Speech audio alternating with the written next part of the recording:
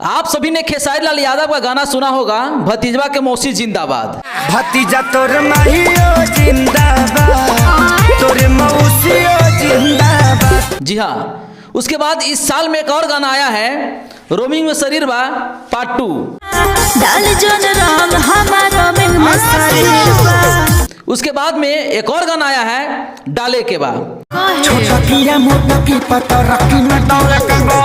लेकिन इन सारे गाने से भी बड़ा एक और गाना आ रहा है, जो इस बार होली में हर जगह वही गाना बजेगा, जिस गाना का नाम है होली में हाला कर देव, जो अनंत म्यूजिक से रिलीज कल सुबह में हो जाएगा।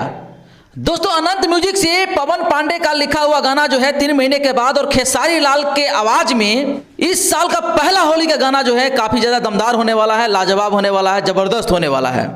वैसे खेसारी लाल यादव जब भी होली के गाना लेकर के आते हैं, धूम मचा देते हैं, हर जगह बजना शुरू हो जाता है, ब्लॉकबस्टर गाना साबित होता है।